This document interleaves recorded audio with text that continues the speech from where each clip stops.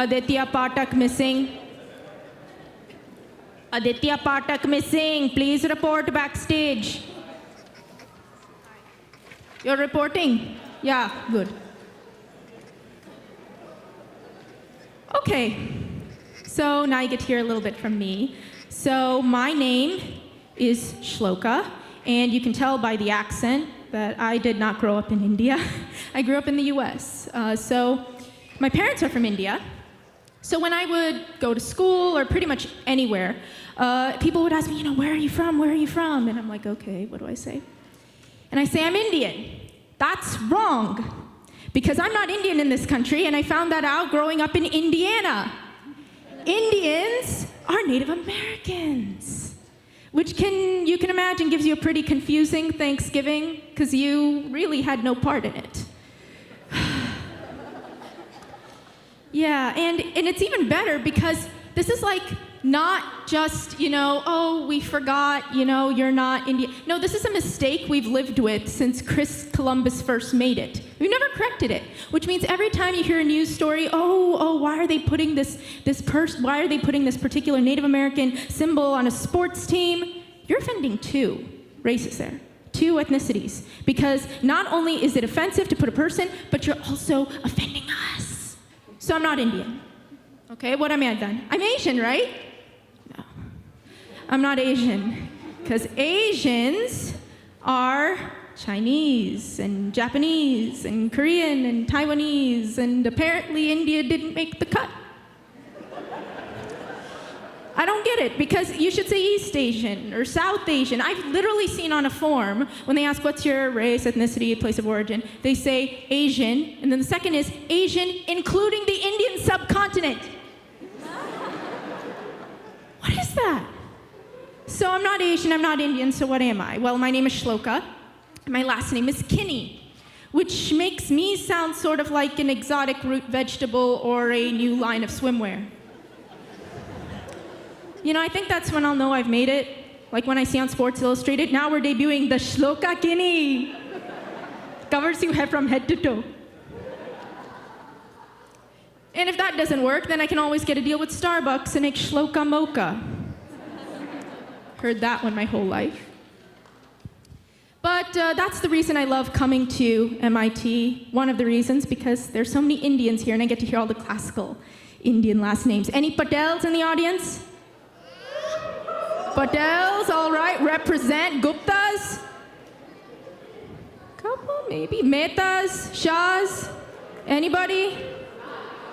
Any Subramanyams, Chandrasekharans? Maybe? All right. Well, that's one reason. Another reason I love you guys is the numbers. You guys get numbers into everything. What major are you? Oh, I'm course 2. What does that mean? What did you study? A number? But not just that, like your buildings are numbers. Oh, where is the event? Oh, it's in building 8. On what road? On what road? Makes no sense to me. And I hear that MIT people, correct me if I'm wrong, you guys even have phone numbers. I mean, not just room numbers, but phone numbers too. It makes no sense to me. But I guess numbers can be good for something, for classification. I mean, when you go to a store, they have different numbers for paints, and they have different numbers for makeups, but I find it funny that when we have to, find a criminal or find somebody, and everybody goes all over the world racially profiling people, they have like 4 categories: white, light brown, dark brown, and black. I think that this is an application where numbers would be good, because then you could say, we are looking for a suspect, 5'9", 250 pounds, skin tone, hexadecimal 6A371C. Much more nuanced way of looking at this. But then again, you could beat this with Fair and Lovely.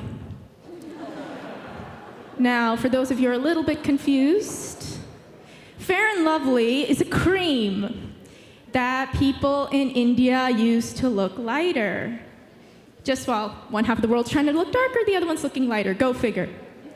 And so, I think to myself, this is false branding. Call it lightning cream or call it lighter and lovely, not fair and lovely. Fair and lovely makes me think I should give it to politicians before they go for a debate. Senator, what is your view on abortion? Fair and lovely, fair and lovely, fair and lovely.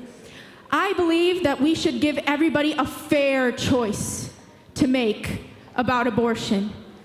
Former governor, what is your view on immigration policy? Fair and lovely, fair and lovely, fair and lovely. I believe that for immigration, we should make a fair decision and treat our opponents fairly and not talk about them behind their backs. Mr. Trump, no, I'm not going there. There is a world of material there, and we'd be here all night. But also in the tradition of stand-up, most stand-ups talk about their love lives. Woo! So I'm going to talk about my love life today.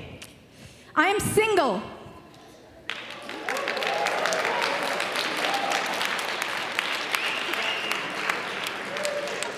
Moving on. But seriously, the thing is, I feel like I'm in a very lucky position because most people, they only have one option for the system to decide who they're going to be with. That's dating. You know, you meet somebody and then you go out. But I have two options. I'm very lucky. I have dating, I also have arranged marriage. But I find it funny, the bad rap that arranged marriage gets, because it's not all that strange. You know, it's not all that strange at all. It's just a different way of doing things. I mean, the way it usually works is you see the picture, you get some information about the person. Yes, it's curated by your parents. But then you look at it, you decide you want to meet this person. You meet the person. If you like them, go ahead. If you don't, you don't. So I personally think, just like India pioneered, you know, the zero and numerals and so many other things, I think India was ahead of the game. I think arranged marriage was the first iteration of online dating. I truly believe this. Because online dating works the exact same way. You put a profile, you put some picture, which doesn't necessarily put you in the best light, and then you have to meet this person, decide whether you like them or not. Same thing. So here's what I think to end the stereotypes about arranged marriage and give it a viable shot, is to create, and for all you MIT entrepreneurs, tell me if this is a viable pitch, okay? Create a Tinder for arranged marriage, but call it Puttar. Hey, Puttar, swipe right, he's a doctor. Hey, Puttar, swipe left, no H1 visa. I believe that this would be a really great step forward, but here's the thing. For now, I'm fine on my own. Like, really?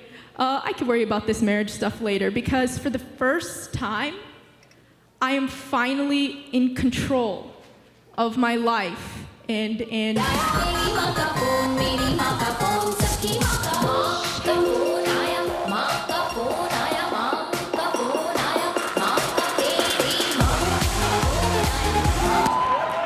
Yeah, Mommy, what do you want? Yeah, I know. Yeah. But Mommy, I can't. What am I eating? I ate food. I don't know what food. Yeah. I'll go. I'll call them. Yeah, Mommy, please. I'm in the middle of something. I'm doing a stand-up. Nahi, tech stand-up. Nah, they go around the room and you tell a tech project. Yeah. Okay, just 1 second. I'll be talking in a minute and then I'll be back. Okay, 1 minute, okay? Okay.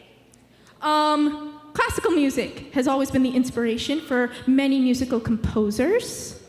And these musical signatures and ragas can be found in folk, they can be found in romantic, and they can be found in rock music.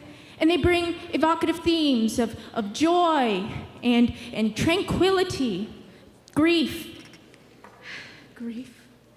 and ecstasy.